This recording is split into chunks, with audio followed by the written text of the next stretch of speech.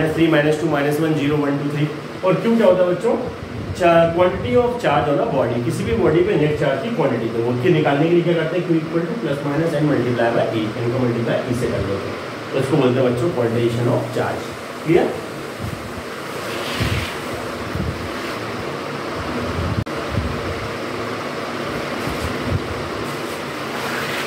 तो well my dear students, charge का जो सेकंड डेफिनेशन है वो हमारा सेकंड डेफिनेशन ये है कि charge is the energy due to which any body और object gets the property of attracting lighter object. ठीक है बच्चों, तो चार्ज का जो हमारा सेकंड डेफिनेशन है वो क्या है बच्चों? Charge is the type of energy due to which any body और object gets the property of attracting lighter object. ऊर्जा का वह रूप जिसके कारण किसी वस्तुओं में अपने से हल्की वस्तुओं को आकर्षित करने का गुण उत्पन्न हो जाता है बच्चों, उसको भी हम क्या कहते हैं? चार्ज यानी कि आवेश कहते हैं। ऑलरेडी हमने डिस्कस कर लिया बच्चों, चार्ज दो टाइप का होता है, पॉजिटिव एंड नेगेटिव, यानी कि धनावेश और ऋणावेश। अब बच्चों चार्जेस को लेके क्या है हमारे डिफरेंट लॉज हैं, जैसे आपने पढ़ा होगा कूलॉम्स इनवर्स स्क्वायर लॉ। ठीक है, तो जो फर्स्ट टॉपिक है इसमें इंपॉर्टेंट चार्जेस से रिलेटेड वो है एक लॉ जिसको हम क्या बोलते हैं बच्चों? Coulomb's inverse square law. तो नेक्स्ट टॉपिक हमारा क्या है? Coulomb's inverse square law. तो कूलॉम्स इनवर्स स्क्वायर लॉ बच्चों हमसे क्या बोलता है? तो कूलॉम्स इनवर्स स्क्वायर लॉ बच्चों एकदम सिंपल सा लॉ है, मैं शॉर्टकट में बता देता हूँ। द फोर्स ऑफ अट्रैक्शन और repulsion acting between 2 point charges is always directly proportional to the product of the charges and inversely proportional to the square of distance between them। Hindi में बच्चों किन्हीं भी दो आवेशों के मध्य काम करने वाले आकर्षण बल या प्रतिकर्षण बल का मान उनके परिमाणों के गुणनफल के समानुपाती तथा उनकी बीच की दूरी के वर्ग के व्युत्क्रमानुपाती होता है। तो सर ये क्या होता है? फॉर एग्जाम्पल बच्चों हमारे पास दो चार्जेस हैं Q1 और Q2 है ना। फर्स्ट वाला चार्जेस Q1 है, दूसरा वाला Q2 है, दोनों के बीच का डिस्टेंस कितना है? R। तो जो कूलॉम ने क्या करा, जैसे हमने ग्रेविटेशनल लॉ पढ़ा है ना, यूनिवर्सल लॉ ऑफ ग्रेविटेशन, उसी का यूटिलाइजेशन करके दो चार्जेस के बीच में काम करने वाले फोर्स का फॉर्मूला दिया ये फोर्स ऑफ अट्रैक्शन भी हो सकता है और रिपल्सन भी हो सकता है। अगर ये दोनों चार्जेस सेम है बच्चों तो क्या होगा, फोर्स ऑफ रिपल्सन होगा चार्जेस के बीच में, और अगर ये अपोजिट है, पॉजिटिव और नेगेटिव है, तो इनके बीच में क्या होगा, फोर्स ऑफ अट्रैक्शन होगा। उन्होंने फोर्स को कैसे डिफाइन करा, दो चार्जेस के बीच में काम करने वाला फोर्स F जो होता है बच्चों, वो डायरेक्टली प्रोपोर्शनल होता है दोनों चार्जेस के प्रोडक्ट का, मतलब F directly proportional Q1 multiply by Q2, और जितना भी इन दोनों चार्जेस के बीच में डिस्टेंस है बच्चों कितना है, R, उसके स्क्वायर का इनवर्सली प्रोपोर्शनल होता है। इनवर्सली प्रोपोर्शनल मतलब 1/r²। तो इसको इक्वेशन फर्स्ट अज्यूम कर लो बच्चों, इसको सेकंड अज्यूम कर लो, दोनों इक्वेशन को कंबाइन कर लो।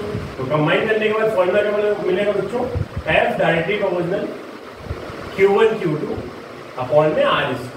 तो प्रोपोर्शनलिटी का साइन रिमूव हुआ तो बच्चों क्या आएगा, इक्वल, इक्वल के साथ आएगा कांस्टेंट K, तो K equal to Q1 Q2 upon r²। तो this is the formula for the force acting between two charges, है ना बच्चों। ये दो चार्जेस के बीच में काम करने वाले फोर्स का फॉर्मूला होगा। अब बच्चों ये फोर्स का फॉर्मूला डिफरेंट केसेस में अलग अलग होता है। जैसे बेसिकली हम इसके दो केस ले सकते हैं, केस नंबर 1 और case number 2। Case number 1 for example बच्चों हमने चार्जेस को एयर में रखा है, वैक्यूम में रखा है या फ्री स्पेस में रखा है। तो जब भी हम चार्जेस को एयर में, वैक्यूम में या फ्री स्पेस में रखेंगे तो बच्चों ये जो K होता है, इस K का वैल्यू हो जाता है 1/4πε0, या ये इक्वल होता है 9 × 10⁹ के। कब होगा बच्चों ये, जब हमारा चार्जेस कायम है या तो फ्री स्पेस में, या तो एयर में, या तो वैक्यूम में, ठीक। तो ये फॉर्मूले में हम क्या करेंगे, K की जगह पे वैल्यू पुट कर देंगे 1/4πε0 और 9 × 10⁹ है ना। सेकेंड केस क्या बच्चों, अगर इन्हीं चार्जेस को हम किसी मीडियम में रख दें या डाइलेक्ट्रिक मीडियम में रख दें, तो ये जो K होता है बच्चों, इसका वैल्यू चेंज हो जाता है। तो या तो हम इसकी जगह पे 1/4πe रखते हैं, या तो 1/4πε0 × ER रखते हैं, या तो 1/4πε0 K रखते हैं। समझ गए बच्चों। तो सेकेंड केस में हमारे पास K की तीन वैल्यू बनती है। या तो हम बच्चों का लिखते हैं 1/4πe, इसको बोलते हैं बच्चों relative permittivity of a medium, या तो हम बच्चों का लिखते हैं 1/4πε0 × ER, ठीक है, या तो हम बच्चों का लिखते हैं 1/4πε0 K, ठीक है बच्चों। तो आप तो फाइनली क्या करो, ये वैल्यू याद रखो 1/4πε0 K। तो बेसिकली हम क्या करते हैं बच्चों, यही वैल्यू पुट करते हैं, और यहाँ पे K क्या होता है बच्चों, डाई इलेक्ट्रिक कांस्टेंट, या इसको आप रिलेटिव परमिटिविटी भी बोलते हो, है ना। परमिटिविटी क्या होती है, परमिटिविटी बच्चों एक टाइप से क्या होता है, permittivity is the physical quantity that determines the electrical interaction between two charge bodies. दो चार्ज बॉडीज के बीच में जो इलेक्ट्रिकल इंटररिएक्शन की परमिशन देती है बच्चों, उसको हम परमिटिविटी बोलते हैं। तो ये हमारी 3 टाइप्स की होती है, परमिटिविटी ऑफ फ्री स्पेस यानी कि ε0, है ना, और बच्चों क्या होता है परमिटिविटी ऑफ अ मीडियम, जिसको हम E से डिनोट करते हैं, ये ठीक है। और ये आप क्या बोल सकते हो बच्चों, इसको इलेक्ट्रिकल परमिटिविटी भी बोल सकते हो E को। और लास्ट हमारी क्या होती है बच्चों, रिलेटिव परमिटिविटी, जिसको ER बोलते हैं, या डाइलेक्ट्रिक कांस्टेंट K से भी रिप्रेजेंट करते हैं। समझ गए बच्चों। तो ये होगा कूलाम्ब्स इनवर्स स्क्वायर लॉ। अब बच्चों कूलाम्ब्स इनवर्स स्क्वायर लॉ दो चार्जेस के लिए भी होता है, जिसको हम बोलते हैं vector form of Coulomb's inverse square law, जिसमें प्रूफ होता है F12 इक्वल टू माइनस का F21। इसका मीनिंग क्या है, द फोर्स ऑफ अट्रैक्शन और repulsion acting between two charges is follows Newton's third law of motion, है ना। वो न्यूटन के थर्ड लॉ ऑफ मोशन को फॉलो करता है। F12 equal to minus F21, मतलब दो चार्जेस एक दूसरे के ऊपर क्या करते हैं, सेम क्वांटिटी के फोर्स लगाते हैं, बट उनके डायरेक्शन बच्चों क्या होते हैं, अपोजिट होते हैं। समझ गए बच्चों। फिर कूलाम्ब्स लॉ को बच्चों हम क्या कर सकते हैं, मल्टीपल फॉर्म में भी ले जा सकते हैं, मतलब मल्टीपल चार्जेस के बीच में काम करने वाला फोर्स, जिसको हम बोलते हैं बच्चों principle of superposition of charges. तो उसमें भी हम क्या करते हैं बच्चों 1/4πε0 Q1 को कॉमन लेकर समेशन यानी अलजेब्रिक सन लगा सकते हैं, I = 1 से लेके n तक की वैल्यू उसका, ठीक है। तो वो भी इसी से सॉल्व होते हैं, मतलब वो कूलाम्ब्स के लॉ की कौन सी फॉर्म है बच्चों, वेक्टर फॉर्म है, दो चार्जेस के लिए और मल्टीपल चार्जेस के लिए, ठीक है बच्चों। अब जो नेक्स्ट टॉपिक है हमारे इसमें, वो हमारा बच्चों क्या है, नेक्स्ट टॉपिक इसमें हम कवर करने वाले हैं कूलाम्ब्स लॉ के बाद जो इम्पोर्टेंट है हमारे लिए, वो है बच्चों मेथड्स ऑफ चार्जिंग। क्या है, मेथड्स ऑफ चार्जिंग। ऑलरेडी हम शायद डिस्कस कर चुके हैं मेथड्स ऑफ चार्जिंग, है ना। तो उसको छोड़ के फिर आगे चलते हैं बच्चों नेक्स्ट टॉपिक पे। तो नेक्स्ट टॉपिक है हमारा टेस्ट चार्ज। तो बच्चों टेस्ट चार्ज क्या होता है, तो बेसिकली हमारे पास बच्चों दो टाइप के चार्जेस है ना, पॉजिटिव और नेगेटिव की बात नहीं कर रहा हूँ बच्चों। एक चार्ज होता है हमारा सोर्स चार्ज और एक चार्ज होता है हमारा टेस्ट चार्ज, ठीक है। तो चार्जेस के बारे में बात करो बच्चों, दो टाइप के चार्जेस आ रहे हैं हमारे पास, source charge and test charge, ठीक। तो व्हाट इज सोर्स चार्ज, तो व्हाट इज सोर्स चार्ज? अरे सोर्स चार्ज क्या होता है बच्चों, है ना, ध्यान से समझो। सोर्स चार्ज क्या होता है और टेस्ट चार्ज क्या होता है? तो बच्चों the charge which produces the electric field is called source charge. वो चार्ज जो इलेक्ट्रिक फील्ड क्रिएट कर रहा है उसको हम क्या बोलते हैं बच्चों? सोर्स चार्ज बोलते हैं। और टेस्ट चार्ज क्या होता है? The charge which experiences the effect of source charge is called test charge. मतलब सोर्स चार्ज ने इलेक्ट्रिक फील्ड क्रिएट करी और जो उसको एक्सपीरियंस करता है बच्चों उस चार्ज को हम क्या बोलते हैं? Test charge. क्लियर?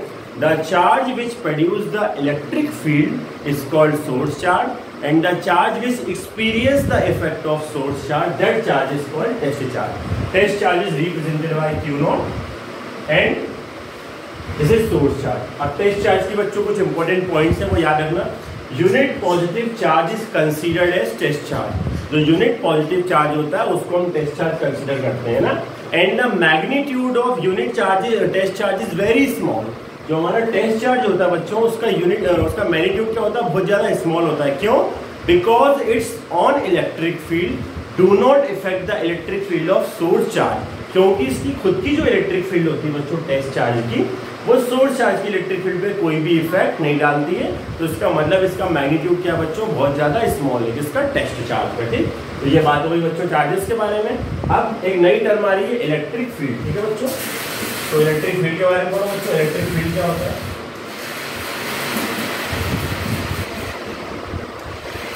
तो इलेक्ट्रिक फील्ड क्या है बच्चों? तो इलेक्ट्रिक फील्ड के बारे में अगर हम बात करें तो इलेक्ट्रिक फील्ड का है the area surrounding a charge body, है ना बच्चों, ध्यान से सुनो। The area surrounding a charge body within which another charge body experiences a force is called electric field। एक चार्ज बॉडी के अगल बगल का सराउंडिंग का वो सारा एरिया जहाँ पे एक दूसरी बॉडी को रखने पर वो अपने ऊपर क्या एक्सपीरियंस करती है? फोर्स एक्सपीरियंस करती है, that is called electric field. उसको हम क्या बोलते हैं? इलेक्ट्रिक फील्ड बोलते हैं। It is represented by capital E vector. तो इसको ई वेक्टर से रिप्रेजेंट करते हैं हम। ठीक है बच्चों, SI unit is Newton upon coulomb और वोल्ट अपॉन मीटर। ठीक है, एसआई यूनिट क्या होता है?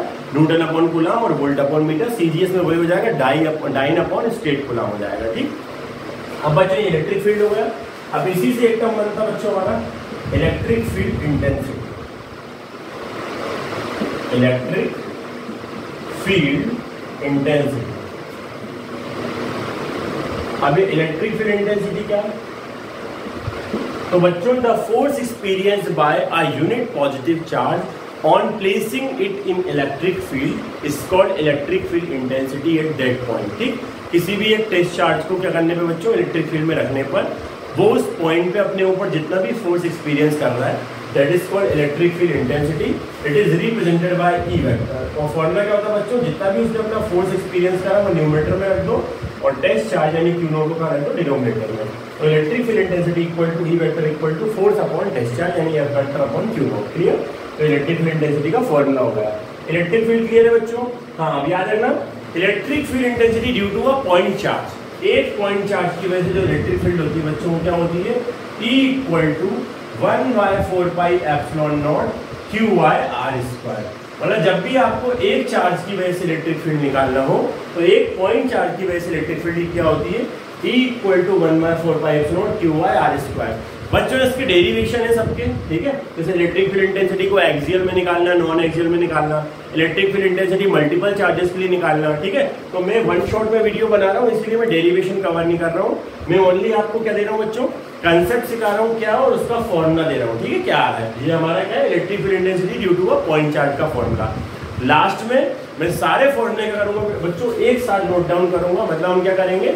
एक की प्रिपेयर करेंगे जिसमें सारे फॉर्मूले होंगे। ठीक है, सारे जितने भी इंपोर्टेंट टॉपिक पढ़ेंगे हम इस चैप्टर के उनके फॉर्मूले के हम ओनली एक सिंगल की बनाएंगे, है ना, शॉर्टकट की बनाएंगे, उसमें हम नोट तक करते रहेंगे। ठीक है बच्चों, ये होगा इलेक्ट्रिक फील्ड इंटेंसिटी। अब बच्चों जो हमारी इलेक्ट्रिक फील्ड इंटेंसिटी होती है वो दो तरीके से होती है। एक होती है हमारी एक्सियल या एंड साइड ऑन पोजीशन, दूसरी होती है हमारी इक्वेटोरियल जिसको हम नॉन एक्सियल या ब्रॉड साइड ऑन पोजीशन भी बोलते हैं। ठीक है बच्चों, अब ये एक्सियल पोजीशन क्या होती है तो ध्यान से सुनो। इसके लिए आपको पढ़ना पड़ेगा बच्चों डाइपोल। क्या पढ़ना पड़ेगा? डाइपोल। तो सबसे पहले डायपोल के बारे में बात कर लेते हैं बच्चों। तो डायपोल क्या बच्चों, जैसे नाम से क्लियर होगा वो डाई प्लस पोल। डाई मतलब दो, पोल मतलब बच्चों सिरे यानी कि एंड्स, समझ गए। तो when two charges of equal magnitude are kept a very small distance from each other, then this arrangement is called dipole और इलेक्ट्रिक डायपोल। समझ गए बच्चों। अगर इलेक्ट्रिक फील्ड में हम दो चार्जेस जिनका मैग्नीट्यूड सेम है उनको बहुत स्मॉल डिस्टेंस पे रखते हैं बच्चों, तो इस अरेंजमेंट को हम क्या बोलते हैं बच्चों, डायपोल बोलते हैं ना। फॉर एग्जांपल जैसे मेरे पास दो चार्जेस है Q1 और Q2, दोनों का मैग्नीट्यूड सेम है पर चार्जेस सेम भी हो सकते हैं और अपोजिट भी हो सकते हैं, ठीक है बच्चों। उनको मैंने स्मॉल डिस्टेंस पे रख दिया। जैसे फॉर एग्जांपल ये इनका मिड पॉइंट है O, Q1 से O तक का डिस्टेंस भी L है, O से Q तक का डिस्टेंस भी L है, इनके बीच का टोटल डिस्टेंस बच्चों कितना हुआ है 2L। तो इस अरेंजमेंट को हम क्या बोलते हैं, डाइपोल बोलते हैं, समझ गए। When two charges of equal magnitude are kept a very small distance from each other, then this arrangement of charges is called dipole और electric dipole, ठीक। अब यहीं पे एक नई टर्म आती है बच्चों, डाइपोल मोमेंट। तो डाइपोल मोमेंट क्या होता है बच्चों, तो डाइपोल मोमेंट क्या होता है, the product of the any of the charges. For example मान लो ये पॉजिटिव चार्ज होता है और ये नेगेटिव चार्ज होता है ना। हमने क्या करें, डिफरेंट चार्जेस लेनी है। तो the product of the any of the charges either positive और negative and the distance between them is called electric dipole moment और डायपोल मोमेंट। तो what is dipole moment, dipole moment is the product of the any of the charges and the distance between the charges, है ना। It is represented by P। इसको P से denote करते हैं। तो P equal to क्या होता है बच्चों, Q multiply by 2L। Newton into metre क्या होता है बच्चों, इसका ऐसा यूनिट होता है ना, P equal to Q into 2L। इस Q के आगे अपन प्लस और माइनस कुछ भी लगा सकते हैं। इसका मतलब है आइदर चार्ज इज पॉजिटिव और नेगेटिव, है ना। आप कोई सा भी चार्ज कैरी कर सकते हो, पॉजिटिव चार्ज को भी कंसीडर कर सकते हो बच्चों और नेगेटिव चार्ज को भी कंसीडर कर सकते हो, ठीक है। अब चलो बच्चों आगे बढ़ते हैं। ये होगा डायपोल मोमेंट। मैं आपको पढ़ा रहा था इलेक्ट्रिक फील्ड इंटेंसिटी। तो इलेक्ट्रिक फील्ड इंटेंसिटी पढ़ने से पहले मैंने क्या बताया बच्चों, किसके बारे में आइडिया होना चाहिए, डायपोल के बारे में और डायपोल मोमेंट के बारे में। अब हम बात करते हैं बच्चों इलेक्ट्रिक फील्ड इंटेंसिटी की। तो इलेक्ट्रिक फील्ड इंटेंसिटी बच्चों हमारे पास कितने केस हैं, एक्सियल, या इसको हम एंड साइड ऑन पोजीशन भी बोलते हैं। अब ये क्या होती है बच्चों, when the point of observation on which we have to find electric field intensity is lies on extended dipole axis, then this position of point with respect to electric field is called axial position और end side on position। अगर हमें किसी point पे बच्चों क्या calculate करनी है, electric field, और वो पॉइंट कहाँ पे लाइज करता है, एक्सटेंडेड डायपोल एक्सिस, मतलब हम डायपोल के एक्सिस को एक्सटेंड करते हैं, ठीक। The line with joining both the charges is called dipole axis, है ना। तो ये डायपोल एक्सिस है। तो फॉर एग्जांपल इसको मैंने एक्सटेंड कर दिया बच्चों, तो एक्सटेंड करने पे यहाँ पे पॉइंट लाइज करने लगता है P। तो this position is called axial position because point of observation is lies on extended dipole axis. तो जब हमारा पॉइंट क्या करेगा बच्चों, डायपोल के एक्सिस पे लाइज करेगा उसको एक्सटेंड करने के बाद, तो इसी पोजीशन को हम क्या बोलते हैं बच्चों, एक्सियल पोजीशन बोलते हैं। तो चार्जेस आपको पता ही बच्चों, पॉजिटिव है और नेगेटिव है। पॉजिटिव चार्ज की इलेक्ट्रिक फील्ड बाहर की तरफ होती है, तो वो बच्चों आपका इवन वेक्टर हो जाएगा, है ना। नेगेटिव चार्ज की इलेक्ट्रिक फील्ड अंदर की तरफ होती है, तो वो बच्चों आपका E2 वेक्टर हो जाएगा।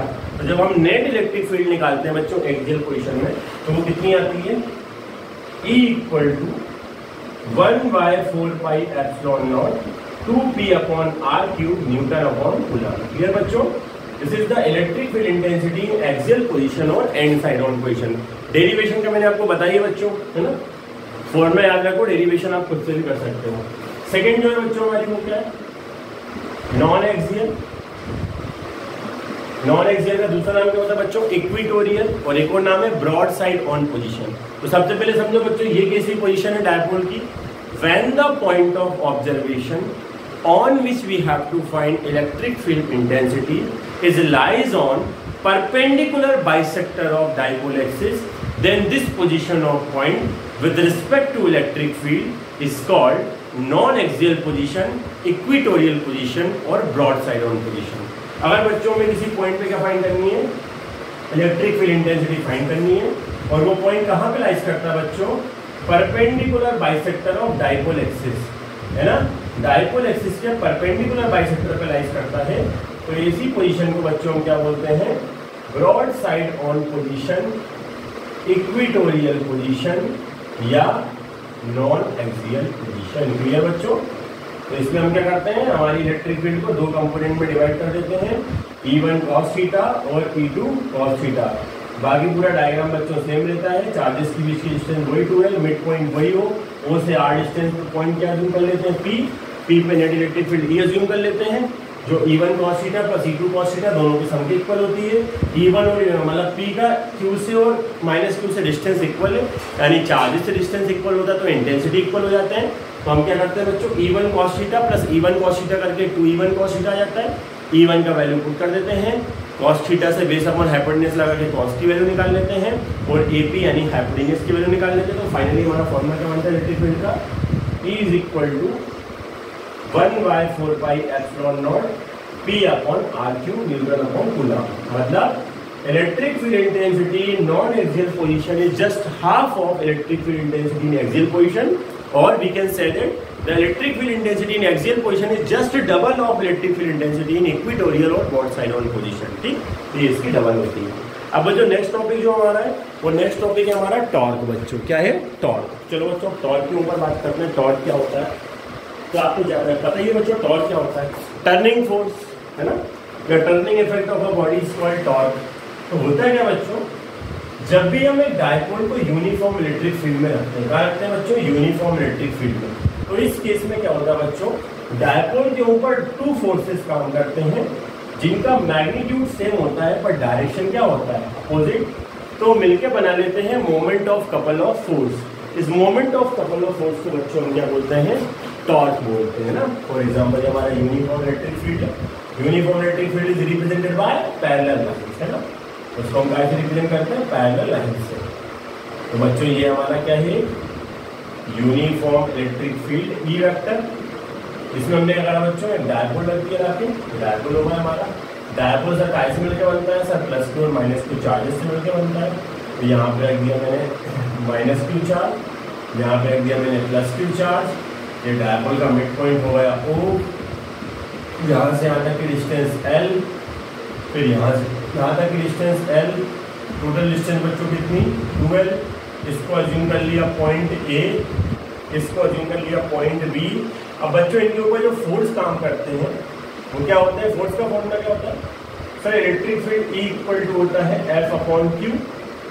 तो फोर्स का फॉर्मूला क्या होगा बच्चों? F इक्वल टू QE है ना। फोर्स क्या होता है? QE। तो ये सेम क्वांटिटी का फोर्स होता है बच्चों। तो ऊपर भी काम करने वाला फोर्स QE, नीचे भी काम करने वाला फोर्स QE। तो दोनों फोर्स क्या है बच्चों? मैग्नीट्यूड में सेम है पर डायरेक्शन में क्या है? अपोजिट है। तो इधर भी काम करने वाला फोर्स QE, इधर भी काम करने वाला फोर्स Q। मतलब आप इनको हॉरिजॉन्टली भी कंसीडर कर सकते हो, वर्टिकली भी कंसीडर कर सकते हो। ठीक बच्चों, इसको मैंने अज्यूम कर लिया पॉइंट A, इसको अज्यूम कर लिया पॉइंट B है ना।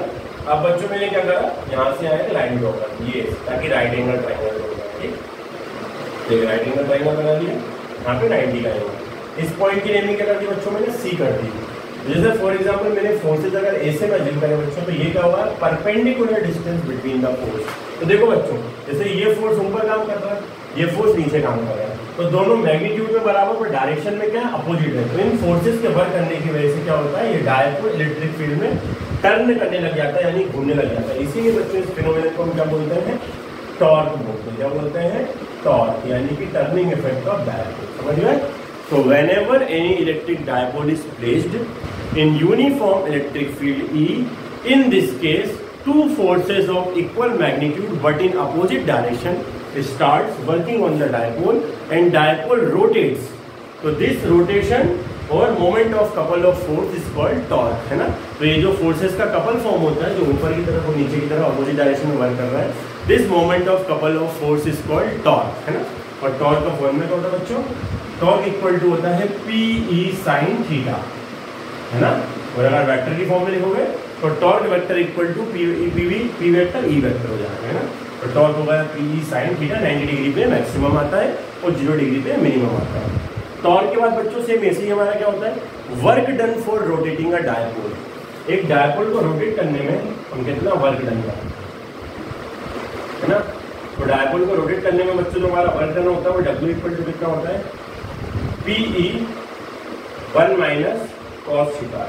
कुछ नहीं करना बच्चों, वर्क का फॉर्मूला क्या होता है, फोर्स इनटू डिस्प्लेसमेंट। तो वर्क को डीडब्ल्यू अज्यूम कर लेना, फोर्स हो गया torque multiply by D theta यानी स्मॉल डिस्प्लेसमेंट डायपोल का। टॉर्क की वैल्यू पी साइन थीटा कर देना, डी थीटा कर देना, इंटीग्रेशन कर देना जीरो से लेकर थीटा के बीच में साइन थीटा का माइनस का कॉस थीटा हो जाएगा और डब्ल्यू इक्वल टू कितना जाएगा P1 माइनस कॉस थीटा। ठीक, लिमिट क्या लेनी है इंटीग्रेशन की, जीरो से थीटा। फिर बर्डन के बाद हमारी क्या आती है बच्चों, पोटेंशियल एनर्जी। तो अगर आपको बच्चों डायपोल की पोटेंशियल एनर्जी निकालनी तो आपको कुछ नहीं करना, जैसे आपने बर्डन निकाला, बर्डन कैसे निकाला सर, वर्क का फॉर्मूला क्या होता है, फोर्स इनटू डिस्प्लेसमेंट। तो आपने टॉर्क यानी फोर्स मल्टीप्लाई बाय डिस्प्लेसमेंट यानी डी थीटा करा था, तो आपने इंटीग्रेशन करा था इस साइड का है, टॉर्क की वैल्यू पुट करो PE sine theta D theta. तो आपने इंटीग्रेशन कहाँ से कहाँ करा था, जीरो से थीटा करा। कुछ नहीं होगा बच्चों, पोटेंशियल एनर्जी में लिमिट क्या हो जाती है, पाई/2 से थीटा हो जाती है, बस और कुछ नहीं होता। और चेंज होकर फॉर्मूला क्या आता है, u इक्वल टू माइनस का पीई कॉस थीटा। ठीक, अभी पोटेंशियल एनर्जी होती क्या होती है बच्चों डायपोल के लिए, इसकी definition, the work done for bringing a electric dipole from its standard position to current position is called potential energy. एक डायपोल को उसकी स्टैंडर्ड पोजीशन 90 डिग्री पाई/2 से उसकी करंट पोजीशन यानी थीटा तक लाने में या रोटेट करने में जितना भी वर्क डन करते हैं, then the energy required is called potential energy. मतलब डायपोल की पोजीशन स्टैंडर्ड से करंट पोजीशन तक लाने में जितना भी वर्क करा है वही उस डायपोल की क्या होती है, पोटेंशियल एनर्जी होती है। फॉर्मूला क्या होता है, u इक्वल टू माइनस का पी कॉस थीटा, और जब भी कॉस थीटा होगा तो 180 डिग्री पे मैक्सिमम मिलेगा आपको रिजल्ट। ठीक, तो 180 डिग्री माइनस में हो जाएगा तो पॉजिटिव हो जाएगी ना, मैक्सिमम हो जाएगा। ठीक, तो ये होगा हमारे तीनों टॉर्क से रिलेटेड केस होगा। ठीक है बच्चों, अब नेक्स्ट टॉपिक जो इसमें करने वाले हैं वो है हमारा इलेक्ट्रिक फ्लक्स। क्या है बच्चों, इलेक्ट्रिक फ्लक्स। तो इलेक्ट्रिक फ्लक्स क्या होता है बच्चों, sir the electric line of force passing normally through any surface is called electric flux. बच्चों किसी भी सरफेस से जो हमारा फ्लक्स होता है वो इलेक्ट्रिक फील्ड लाइन होती है, वो क्या होती है बच्चों, नॉर्मली परपेंडिकुलरली पास होती है। ठीक, तो उसी को हम क्या बोलते हैं बच्चों, उस सरफेस से इन्वेड हुआ इलेक्ट्रिक फ्लक्स। तो इलेक्ट्रिक फ्लक्स क्या होता है, the electric line of force passing normally through any surface is called electric flux. तो इलेक्ट्रिक फ्लक्स बोलते हैं, it is represented by phi E और फाई। इसको फाई से और फाई ई से रिप्रेजेंट करते हैं, जब मैग्नेटिक फील्ड में जाएगा तो फाई बी हो जाएगा। ठीक है बच्चों, अब कितने टाइप का होता है, दो टाइप का होता है, पॉजिटिव और नेगेटिव। तो पॉजिटिव इलेक्ट्रिक फ्लक्स कब कंसीडर करेंगे और नेगेटिव इलेक्ट्रिक फ्लक्स कब कंसीडर करेंगे बच्चों, when the electric line of force emerging out from any surface, this type of electric flux is considered as positive electric flux. In this case, theta is always less than or equal to 90 degree. And what is negative electric flux?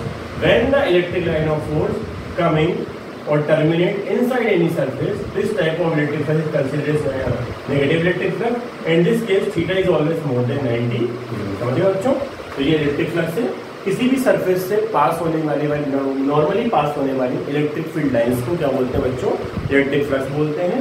Phi E से represent करते हैं। बाहर की तरफ निकल रही है surface के नॉर्मली तो पॉजिटिव इलेक्ट्रिक फ्लक्स, अंदर की तरफ आ रही है बच्चों सरफेस के नॉर्मली तो नेगेटिव इलेक्ट्रिक फ्लक्स। नेगेटिव होगा तो जो कॉस थीटा होगा, इलेक्ट्रिक फील्ड और सरफेस के बीच का जो एंगल होगा वो मोर देन 90 डिग्री होगा। और जब बच्चों पॉजिटिव इलेक्ट्रिक फ्लक्स से जो एंगल होगा इलेक्ट्रिक फील्ड और सरफेस के बीच का होगा लेस देन 90 डिग्री होगा और इक्वल टू 90 डिग्री होगा। बच्चों वेक्टर की फॉर्म में इस फॉर्मूले को आप क्या लिख सकते हो, phi E equal to E vector dot DS vector, है ना। डीएस क्या होता है, सरफेस एरिया, ई क्या होती है, इलेक्ट्रिक फील्ड, और वेक्टर हटाओगे बच्चों क्या हो जाएगा, E D S cos theta. तो आपका क्या जाएगा बच्चों, कॉस थीटा की फॉर्म में जाएगा फॉर्मूला। ठीक, तो इसी में हम कॉस थीटा को पुट करते हैं। ठीक, तो ये हो गई इलेक्ट्रिक फ्लक्स। इलेक्ट्रिक फ्लक्स के बाद बच्चों नेक्स्ट टॉपिक क्या होगा, नेक्स्ट टॉपिक हमारा बच्चों सॉलिड एंगल, इसको हम रिप्रेजेंट करते हैं बच्चों का ऐसे डी ओमेगा से, और फॉर्मूला क्या होता है बच्चों, D omega equal to D S cos theta upon R square. अब सर ये सॉलिड एंगल क्या होता है बच्चों, शॉर्टकट में समझो, the angle formed by any surface with a point is called solid angle. कोई भी सरफेस किसी पॉइंट के साथ जो एंगल बच्चों फॉर्म करता है उसको हम क्या बोलते हैं, उसका सॉलिड एंगल बोलते हैं।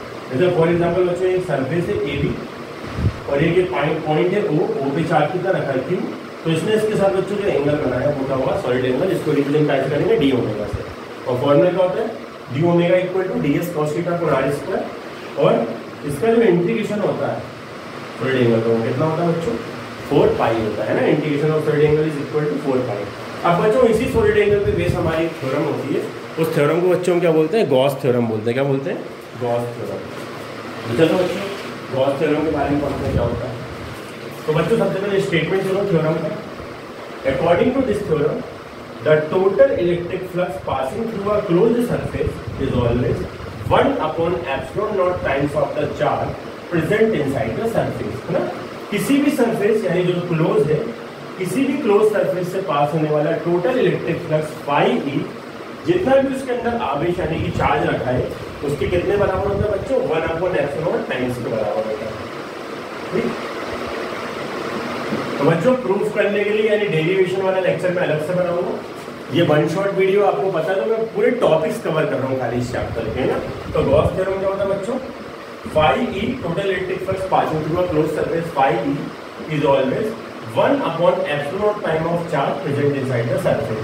या इसको ऐसा भी लिख सकते हो बच्चों, phi E equal to Q/ε0, है ना। तो this is the statement of Gauss theorem. ये हमारा गॉस थ्योरम होगा बच्चों। गॉस थ्योरम की एप्लीकेशन है अलग अलग। जैसे गॉस थ्योरम की हेल्प से आप कूलाम्स इनवर्स स्क्वायर लॉ को ड्राइव कर सकते हो, है ना। तो उसमें क्या आएगा, E इक्वल टू 1/4πε0 Q/r²। मतलब आप कूलाम के इनवर्स स्क्वायर लॉ को वेरीफाई कर सकते हो कैसे, यूजिंग द गॉस थ्योरम। ठीक, ये वाला फॉर्मूला मिल जाएगा आपको।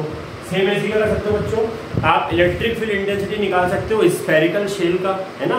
जब पॉइंट ऑफ ऑब्जर्वेशन आउटसाइड हो सरफेस के, जब वो सरफेस पे हो और जब वो इनसाइड द स्फेरिकल सरफेस हो, ना, तीनों केस में आप निकाल सकते हो इलेक्ट्रिक फील्ड इंटेंसिटी। फिर आप क्या कर सकते हो बच्चों, एक इनफाइनाइट थिन प्लेन शीट की क्या निकाल सकते हो, electric field intensity. Infinite thin plane sheet की जो हमारी क्या होती है, E इक्वल टू σ/2ε0। ठीक, तो मतलब इनफाइनाइट थिन प्लेन शीट की आप इलेक्ट्रिक फील्ड की क्या कर सकते हो, कैलकुलेट कर सकते हो। ये सब एप्लीकेशन है बच्चों, किसके एप्लीकेशन है, गॉस थ्योरम। ठीक, चलो बच्चों आगे बढ़ते हैं। अब क्या करते हैं बच्चों, इतना करने के बाद अब हम चलते हैं जो हमारे लास्ट टॉपिक बचे हैं बच्चों इस चैप्टर के, वो है हमारा चार्जेस का डिस्ट्रीब्यूशन। तो बच्चों चार्जेस का डिस्ट्रीब्यूशन 3 टाइप से होता है, लीनियर चार्ज डिस्ट्रीब्यूशन, है ना, और फिर सरफेस चार्ज डिस्ट्रीब्यूशन और वॉल्यूम चार्ज डिस्ट्रीब्यूशन। तो लीनियर चार्ज डिस्ट्रीब्यूशन क्या होता है बच्चों, whenever the charges distribute along a straight line this type of distribution of charges is called linear charge distribution denoted by lambda. Lambda is equal to QI। तो जब भी हमारा charge बच्चों क्या होता है स्ट्रेट लाइन पे डिस्ट्रीब्यूट होता है तो इसको हम लीनियर चार्ज डिस्ट्रीब्यूशन बोलते हैं, समझिएगा, लीनियर चार्ज डिस्ट्रीब्यूशन। और लीनियर चार्ज डेंसिटी को रिप्रेजेंट करते हैं लैम्डा से। लैम्डा इक्वल टू होता है charge upon length of conductor जो भी है। दूसरा होता है बच्चों हमारा सरफेस चार्ज डिस्ट्रीब्यूशन, है ना। Whenever the charges is distributed along a surface this type of distribution of charges is called surface charge distribution. ठीक, इसको बच्चों का डिनोट करते हैं सिग्मा से, है ना। इसको सिग्मा से रिप्रेजेंट करते हैं और जितना भी चार्ज आपने डिस्ट्रीब्यूट करा वो बाहर रख दो Q, और जितना भी आपका एरिया यानी कि L स्क्वायर आपका है तो नीचे रख दो। फिर होता है वॉल्यूम चार्ज डिस्ट्रीब्यूशन। जब भी हमारा चार्जेस बच्चों का डिस्ट्रीब्यूट होता है वॉल्यूम में पूरे, उसको वॉल्यूम चार्ज डिस्ट्रीब्यूशन बोलते हैं बच्चों। उसको रिप्रेजेंट कैसे करते हैं, रो से, रो इसका सिंबल होता है, ऊपर रख देंगे चार्ज, नीचे रख देंगे वॉल्यूम। वॉल्यूम मतलब क्या बच्चों, L का क्यूब, है ना, length into breadth into height. तो ये बच्चों क्या हुआ है आपके सारे के सारे इंपॉर्टेंट टॉपिक्स हो गए चैप्टर नंबर 1 यानी कि इलेक्ट्रोस्टैटिक्स। अब मैं क्या कर रहा हूँ बच्चों, एक शॉर्टकट की बना रहा हूँ, मतलब जो भी इंपॉर्टेंट फॉर्मूले हैं उनको मैं बच्चों यहाँ पे शॉर्टकट में लिखूंगा, क्योंकि एक बार मैं आपको डिटेल में बता चुका हूँ। और क्या करेंगे बच्चों, एक ही बार में सारे के सारे फॉर्मूले करेंगे, कंप्लीट करेंगे। ठीक है बच्चों, तो अब मैं वन शॉट में क्या कर रहा हूँ बच्चों, एक ही बार में पूरे के फॉर्मूले क्या कर रहा हूँ आपको नोट करके बता रहा हूँ A to Z। ठीक है बच्चों, सिंगल टाइम में पूरे फॉर्मूले लिख के इस चैप्टर के जितने भी इंपॉर्टेंट फॉर्मूले बच्चों उनको क्या करेंगे सिंगल टाइम में यानी कि एक ही बार में लिखेंगे। तो सबसे पहला बच्चों सबसे इंपॉर्टेंट फॉर्मूला पढ़ा हमने चार्जेस से रिलेटेड बच्चों, वो होता है हमारा क्वांटाइजेशन ऑफ चार्ज का फॉर्मूला। ठीक, तो क्वांटाइजेशन ऑफ चार्ज का फॉर्मूला क्या होता है बच्चों, Q equal to plus minus N E, है ना, याद रखो Q equal to plus minus N E quantization of charge. Second बच्चों इसी में काम कर लो, एडिटिविटी ऑफ चार्ज कर लो। तो एडिटिविटी ऑफ चार्ज क्या होगा, Q equal to Q1 plus Q2 plus Q3 से लेकर कहाँ तक बच्चों डेट इज Qn तक जितने भी नंबर ऑफ चार्जेस है उससे बॉडी के टोटल चार्ज बताया है। ठीक है बच्चों, नेक्स्ट जो हमने पढ़ा बच्चों क्या पढ़ा हमने पढ़ा sir Coulomb's inverse square law. तो क्या होता है बच्चों F equal to 1/4πε0 Q1 Q2 by R square, है ना। ये हमारा बच्चों क्या हुआ है कूलाम्स इनवर्स स्क्वायर लॉ से दो चार्जेस के बीच का फोर्स निकालने का फॉर्मूला। ठीक है बच्चों, फिर हमने क्या पढ़ी सर इलेक्ट्रिक फील्ड। तो इलेक्ट्रिक फील्ड का क्या होता है E equal to F vector upon Q naught. देखो बच्चों मैंने बताया था कूलम्ब्स को वेक्टर फॉर्म में भी है और मल्टीपल चार्जेस के भी है, ठीक है, तो वो आप नोट कर लेंगे। ये इलेक्ट्रिक फील्ड होगी बच्चों। अब इलेक्ट्रिक फील्ड अगर एक्सियल में होगी तो फॉर्मूला क्या होगा बच्चों इलेक्ट्रिक फील्ड का 1/4 pi epsilon not 2p upon r cube है ना बच्चों। ये काय का फॉर्मूला होगा एक्सियल पोर्शन का। अगर ये इलेक्ट्रिक फील्ड हमारी नॉन एक्सियल में बच्चों तो क्या हो जाएगा 1/4 pi epsilon naught p upon r। ठीक है बच्चों। इसके बाद हमने पढ़ा बच्चों टॉर्क निकालने का फॉर्मूला। तो टॉर्क इक्वल टू क्या होता है बच्चों PE sin थीटा। टॉर्क के बाद हमने पढ़ा बच्चों किसका डायपोल का वर्क डन निकालने का फॉर्मूला। तो work done W equal to कितना होता है बच्चों PE1 माइनस cos थीटा। फिर हमने पढ़ा बच्चों क्या पोटेंशियल जी निकालने का फॉर्मूला। तो पोटेंशियल जी U इक्वल टू कितना होता है बच्चों माइनस का P cos थीटा। फिर हमने क्या पढ़ा बच्चों इसके बाद हमने पढ़ा एक्सियल नॉन एक्सियल होगा बच्चों हमारा टॉर्क होगा। टॉर्क के बाद हमने पढ़ा इलेक्ट्रिक फ्लक्स। इलेक्ट्रिक फ्लक्स क्या होता है बच्चों phi vector equal to E vector dot ds vector. Vector हटाओगे तो बच्चे इसको क्या ले सकते हो phi equal to E ds cos theta. ठीक है बच्चों। इलेक्ट्रिक फ्लक्स के बाद हमने पढ़ी गॉस थ्योरम। तो गॉस थ्योरम क्या बोलती है बच्चों total electric flux passing through close surface phi is equal to 1/एप्सिलॉन time of net charge q। ठीक है बच्चों। अब इसके बाद बच्चों ने क्या पढ़ा गॉस थ्योरम के बाद कूलम्ब्स इनवर्स स्क्वायर लॉ जिसका एप्लीकेशन है ना derivation of Coulomb's inverse square law using Gauss theorem. तो वो तो एप्लीकेशन में आ जाएगा बच्चों। फिर भी लिख देता हूँ E equal to 1/4 pi epsilon naught है ना charge multiply by test charge upon में डिस्टेंस का स्क्वायर। ठीक बच्चों। फिर हमने इनफाइनाइट थिन प्लेन शीट की करंट सीखी बच्चों। इलेक्ट्रिक फील्ड निकालना सीखी जो कितनी होती है सिग्मा अपॉन 2 एप्सिलॉन नॉट। समझ गए बच्चों। तो ये इस चैप्टर क्या होगा बच्चों मोस्ट इंपोर्टेंट फॉर्मूले होगा जो आपको याद रखने हैं। ठीक हाँ बच्चों इसमें टॉर्क छूट रहा है और टॉर्क नहीं बच्चों डायपोल मोमेंट छूट रहा है ना। तो dipole moment P equal to क्या होता है Q मल्टीप्लाई बाय 2 चार्जेस और उनके बीच की डिस्टेंस। ठीक है बच्चों। तो इतने फॉर्मूले जो है ये आपको क्या होने चाहिए बच्चों रिमेंबर होने चाहिए याद होने चाहिए न्यूमेरिकल सॉल्व करने के लिए। तो आपको क्या मिलेगी बच्चों बहुत ज़्यादा हेल्प मिलेगी। ठीक है बच्चों। Thank you and have a nice day.